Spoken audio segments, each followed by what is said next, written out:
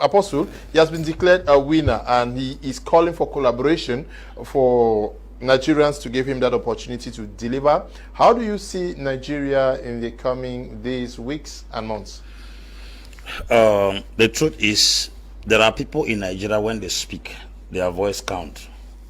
I listened to the former president, who is well respected in Nigeria, Olusegun Obasanjo, talking to Charlie Boy and Donald Duke, that they should not allow elections to be rigged in Nigeria, that the youths should go into the street, and even if they have to die, they should die and defend the democracy of Nigeria.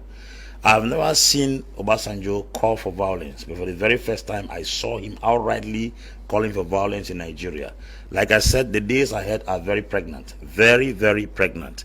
To be certain, when INEC declares any results, the results are sealed and established. The only problem is that it's not going to be managed properly because we may lose souls in the course of this program. For instance, the vice presidential candidate of Labour Party, Ahmed, had a press conference today, and he said, we went to the elections as Labour Party, we won the election as Labour Party, and we are going to take our mandate as Labour Party. And we are telling upon the youths to be calm, let them not go wild in the streets. That's the report I got today from AIT television. But we don't know what is brewing on the ground, and we don't actually know what the troops are planning to do. But to be sincere, every indication from every ramification, the elections were rigged, like I said earlier.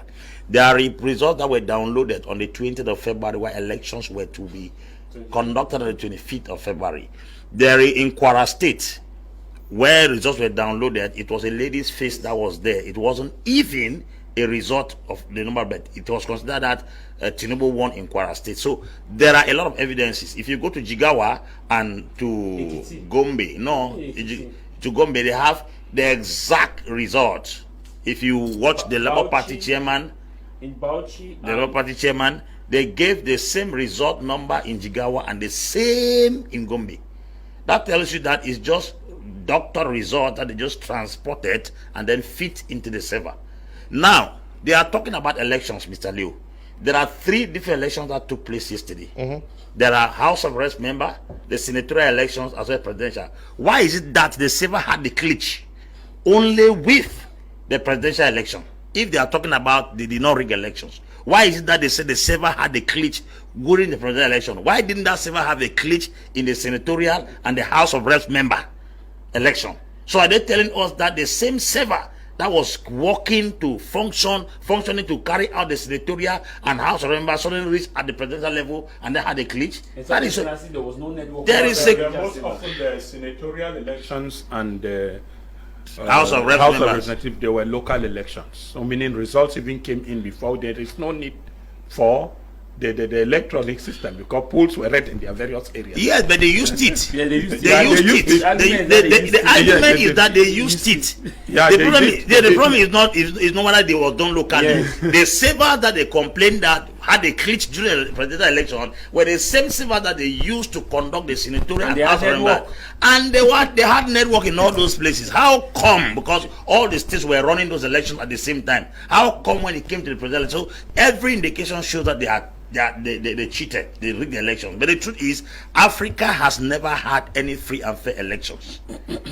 And if it has ever happened in very few countries in Africa, like what happened to Kenya, happened in Kenya recently, that was an example of a free and fair election where William Ruto conquered Raila Odinga. The truth is, with Africa, you can't forever go for any elections with the mindset that credibility, competence, and character will win. It is absolutely impossible. Number 2, you can never go with the idea of popularity winning. It's a very big lie. There are things that are set in place in Africa to carry out elections. I keep asking that the machines that are used in Germany and France, that when elections are conducted, the same day they get the result. Why don't these machines come to Africa here? That as soon as they are planting the votes, they are casting the vote, the results are coming at the same time, like in America and other places. Why is it that ours must take some days for them to transport it from year to year and year to year and year to year? What's the meaning of that?